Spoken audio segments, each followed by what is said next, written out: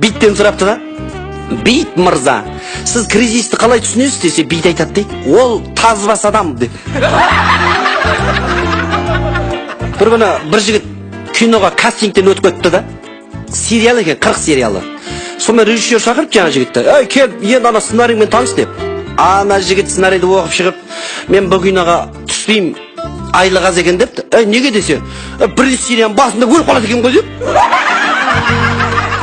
Бір күні Бразилия мен Қазақстан футбол ойнаған ғой. Ойыннан кейін доптан интервью атты. Доп жалпы ойын қалай болды десе, доп айтады дейді. Бразилия мен өзі кім ойнады деп. Ей, Қазақстан десе, қайдам оларды ойында вообще көрген жоқпын деп. Айтпақшы, доп демекші, доп басын томографияға түсірген ғой, сөйтсе сотрясение депті. Бір күні ешек зебраға айтады дейді. Зебра, сен армияға барып кеп өзінше бола берме. Шеш ана тельняшкыңды депті. Бір айтыскер айтысқа барып жаман ұтылған ғой. Сөйт костюмің әдемі екен деген грамота апты сол күні. Сөйт келе жатса домбырасы айтады дейді. Братан, бұдан кейін дайындалшы, буындырып өлтіріп қойыздан ғой депті. Бір күні бір адам байып кеткен ғой, сөйтіп екі телохранитель алды да. Телак дейді ғой, телак. Соны екі телак бір жерде атыс болып қашып кетті екі телак екі жаққа. Ана байқұс боқпалап жүріп зорға деген тірі қап, кейінен телактарын ұрысып жатыр дейді. Атаң өлтір жаңа қақиық болды ма деп жаңа. Мен қорғамайсыңдар ма десе, телактар айтады дейді. Ойбай, біз өліп қалсақ сізді кім қорғайды депті. Бір күні біреу кісі екен да, шалқай жүріп артқырғылы қапты. Ешек 3 күн жем жеп, жіберіңдер мен бәйгеге қатысам депті ғой. Бір күні қырық аяқ айтты, қоя бүгін ертірақ жатайын, күнді жұмысқа кешіп қап жүрмін деп. Енді жатайын деп атса, мамасы айтады дейді, бар құре, аяғын жуып жат деп. Бір күні бір жігіт пен қыз үйленген ғой, сөйтсе қыздың шешесі семьяға араласа береді екен да, болмайтын нәрсеге. Сөйтсе бала миымды ашытпасын деп 2 жыл армияға кетіп қапты. 6 айдан кейін енесінен хат келіп тұр дейді. Күйеу бала, ана қызымдап кеткеніңе 6 ай болды ғой. Армияңнан 3 күн отпуск ал да үйге бар. Қызымды алда үйге кел, қайттап үйіңе апарып тастайсың, армияңа құр деп жазып жіберді енесі. Сөйтсе бала да хат жазып отыр дейді. Жанына бір гранат қосып. Апа, мына гранатаның кольцосын тартпасаңыз, как раз 3 күнге жібереді депті. Бұл жерде менің айтқым келгені, құрметті еліміздегі енелер, екі жастың ортасына оқшарласпаңыздар. Бір ауыл жақта бір көкеміз бар да, фокусник. Датово ішет, бүкіл киімдерін жоқ бұл жереді ғой. Жоқ.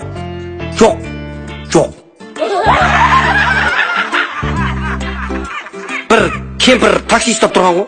Сөйтсе такси тоқтатты, апа қайқа барасыз деп. Пәлен жерге депті. Отырыңыз апа десе, апамыз айтты, әй шырағым сумкамды көтеріп жібер деп. Сөйтсе апам дәу ала сумкасы бар екен. Таксист бір жағын ұстап, артқы сиденьеға орындыққа қойып атқан ғой. Сөйтсе сумка жібереді қапты. Таксист қорқып кетті. Ойбай апа мынау не десе, апамыз айтады дейді. Әй сумканың ішіндегі немерем ғой деп. Ойбай апа оны мына сумкаға сабағасыз десе, апамыз айтады дейді. Басқа садикке ауыстырып жатырмын ғой, әйтсе үй толып келе береді депті. Бір күні алдым балық өз еркімен арыз жас жұмыстан шығып кетті. Бүкіл Рибақ көлдің жағасында отыр. Бір-біріне сұрақ қойды, сен ұстап жеп қалған жоқсың ба деп. Жоқ деп. Ақыр болмағаннан кейін водолаз жіберді судың астына. Водолаз 3 сағат дегенде зорға дегенде алтын балықтың үйін тауып, сөйтсе алтын балық тупикте тұрады дейді. Үй жағында жүр дейді алтын балық. Жаман киімдерін киіп алып. Сөйтіп алтын балық қайда, жұмыс қайда десе, бір жолата кеттім деп. Неғып өйттің десе, надоело уже кредит жаба беріп депті. Бір күні енесі мектепте жұмыс істейді екен да. Келін айтты, келін, ана бүгін мектепте субботник болатын еді, соған сыпырғын дайындап бере қойшы деп. Сөйтсе келіні, апа не ғой, сыпырғыны пакетке орап берейін ба, жоқ сонымен үшіп кете бересіз ба депті. Өткенде бір ақыр заман болады деп адам бәрі шулап кетті ғой бір 21-і.